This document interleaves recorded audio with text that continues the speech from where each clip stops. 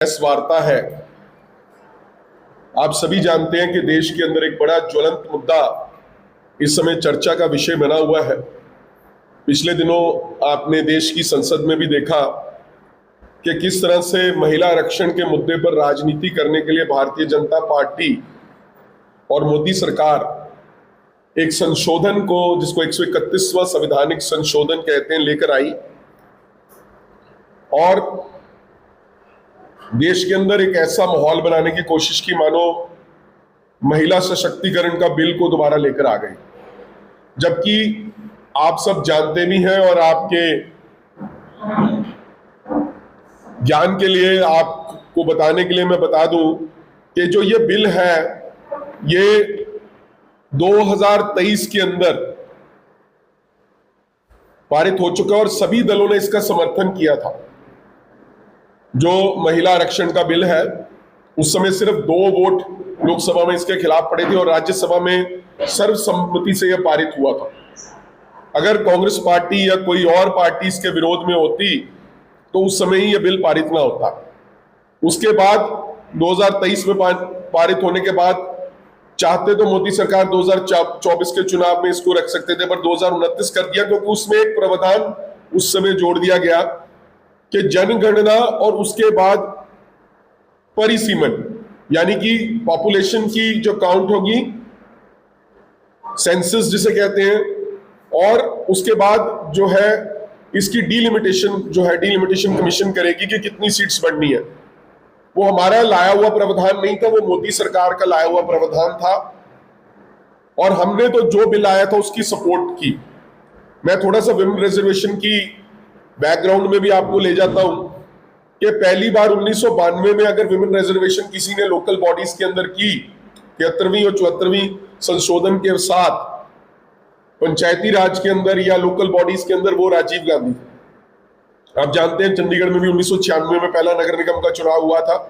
33% reservation जो women को दी गई वो कांग्रेस पार्टी के द्वारा दी गई, राजीव गांधी के द्वारा दी गई। उसके बाद देवेगौड़ा सरकार के अंदर यह बिल आया। उस समय क्योंकि अवधि समाप्त हो गई लोकसभा की, वो बिल गिर गया।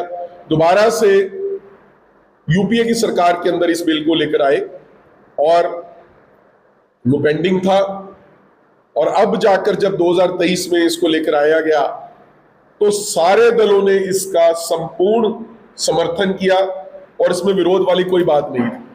आज हमें ये प्रेस वार्ता करने की जरूरत क्यों पड़ रही है? हमारे समर्थन के बावजूद बिल पारित है, आज भी वो कानून है। मोदी सरकार देश के अंदर एक माहौल बनाने की कोशिश कर रही है मानो कांग्रेस और ऑपोजिशन पार्टीज ने इस बिल का विरोध किया है और महिला बिल जो है वो संसद में गिर गया है, जबकि ऐसा कुछ नहीं है। बिल तो वही है, लॉ तो वही है, कुछ नहीं गिरा, कोई चेंज नहीं है। सिर्फ जो वो संशोधन लाना चाहते थे, 850 सीट करना चाहते थे, बिना ये तय किए कि किसकी कितनी जो है रिजर्वेशन होगी, किसको कितना आरक्षण मिलेगा, ओबीसी का क्या होगा, एससी का क्या होगा, कुछ भी चर्चा किए बिना डिलिमिटेशन कमीशन को इन्वॉल्व किए, बिना सेंसस किए, जनगणना जिसको कहते हैं, वो सब किए बिना बैकडोर से सिर्फ एक नैरेटिव सेट करने की कोशिश कर रहे थे। भाई बिल तो पहले ही पास हो चुका है, 2023 में वो कानून बन चुका है। अब आप सिर्फ बंगाल और तमिलनाडु का चुनाव देखकर, क्योंकि आपके पास वहां कोई नैरेटिव नहीं है, 5 राज्यों में जो विधानसभा के चुनाव हो रहे हैं वहां मोदी सरकार की हालत पतली है, इस वजह से उनके पास कोई मुद्दा नहीं है। उस मुद्दे ना होने की वजह से, मुद्दा विहीन होने की वजह से ये जो भारतीय जनता पार्टी और मोदी सरकार है, इन्होंने ये चालाकी की और उस चालाकी का खमियाजा उन्हें भुगतना पड़ा जब पूरा विपक्ष एकजुट हो गया और 11 साल में पहली हार हुई है मोदी सरकार की। मैं आपको बताना चाहता हूं, पार्लियामेंट के अंदर, लोकसभा राज्यसभा के अंदर पहली हार हुई है जिसको वो पचा नहीं पा रहे और जिसका नतीजा आपको कल नजर आया जब प्रधानमंत्री, देश के प्रधानमंत्री सत्ता का दुरुपयोग करते हुए, मैं स्पष्ट शब्दों में कहना चाहता हूं, सत्ता का दुरुपयोग करते हुए नजर आए। उन्होंने टेलीविजन पर आकर राष्ट्र को संबोधन करते हुए कांग्रेस और विपक्ष को खूब गालियां निकाली, खूब बुरा भला कहा, जबकि राष्ट्र का संबोधन जब भी होता है वो राष्ट्र हित में होता है। कोई राष्ट्र से जुड़ी हुई बड़ी बात हो उसके लिए होता है। आप जानबूझकर एक बिल को लेकर आते हैं, संशोधन को लेकर आते हैं, और जब वो संशोधन आपका गिर जाता है तो आप इस तरह की घटिया राजनीतिक चालें चलते हो, लोगों को इमोशनल करने की कोशिश करते हो, लोगों को झूठा एक नैरेटिव सेट करने की कोशिश करते हो कि मानो विपक्ष ने इस बिल को गिरा दिया। तो मैंने आपके सामने सच्चाई रख दी है। हमारी पार्टी इस बात की पक्षधर है कि हम महिला आरक्षण के हक में हैं। हम चाहते हैं कि इस देश में महिला आरक्षण लागू हो। हम चाहते हैं कि महिला आरक्षण फौरी तौर पर लागू हो। आपको 2029 की वेट करने की जरूरत नहीं थी। आज ही 543 सीटों में 1/3 आप आरक्षित कर दो महिलाओं के लिए।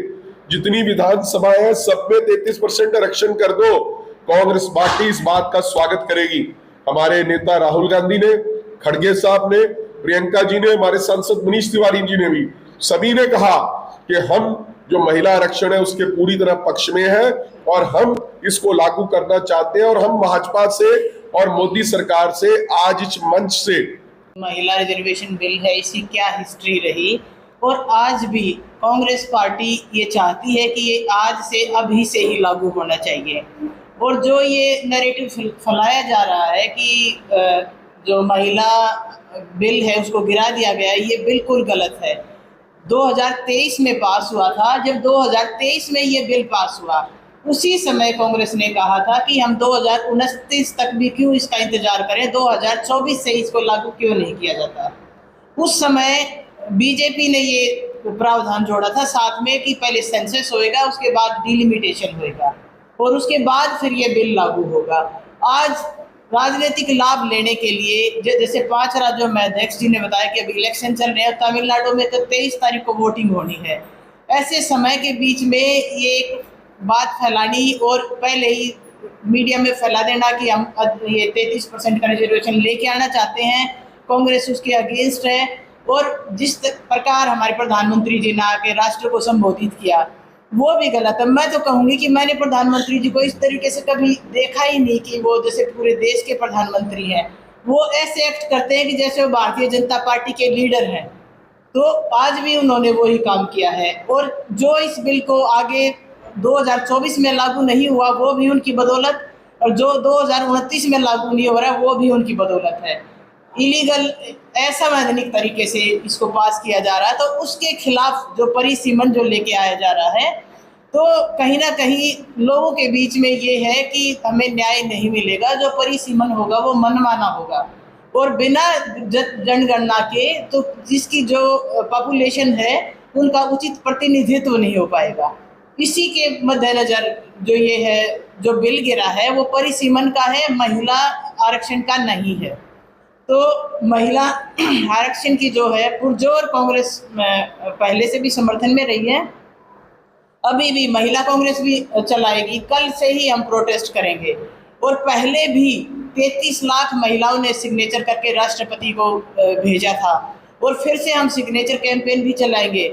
और जब तक जो ये सच्चाई है, जो ये गलत बात फैलाने का काम किया जा रहा है, ये जब तक हम जन जन के सामने नहीं ले आएंगे, जो सच है उसको सामने रखा जाएगा।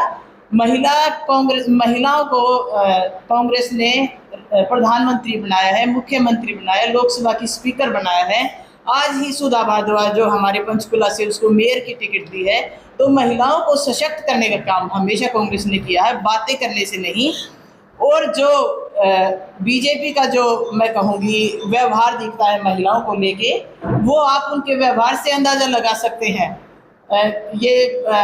अभी उत्तराखंड में वीआईपी का नाम बढ़ा आ रहा है कि एक कथित वीआईपी है जिसका अंकिता भंडारी के हत्याकांड में उसका नाम लिया जा रहा है। मणिपुर में आपने देखा होगा जैसे निर्वस्त्र महिलाओं को वो कैसे भूल सकती हैं कि उनका वो मान था या अपमान था, हर एक उसमें। और जिस दिन संसद का इन्होंने कहा कि उद्घाटन करेंगे और उसमें महिला आरक्षण बिल को हम पेश करेंगे, उसी दिन उससे 1 किलोमीटर दूर हमारी देश की महिलाएं जो बच्चियां हमारी मेडल लेके आती हैं उनको घसीटा जा रहा था। प्रज्वल रेवन्ना जो जिसकी 3000 वीडियो वायरल होगी, उसके साथ खड़े होकर मोदी जी उसके लिए वोट मांगते हैं। तो जो ये चेहरा चरित्र है, इसको हम जनता के सामने लाएंगे। महिला कांग्रेस, महिला जो को आगे करती है पूरी कांग्रेस, इसके हक में है कि महिलाओं को आरक्षण मिले, आज से मिले और अभी से मिले। और इसी के लिए पूरा समर्थन जो है इस बिल के साथ है, पहले भी था आज भी है। पर जो विरोध है वो सिर्फ असंवैधानिक तरीके का है।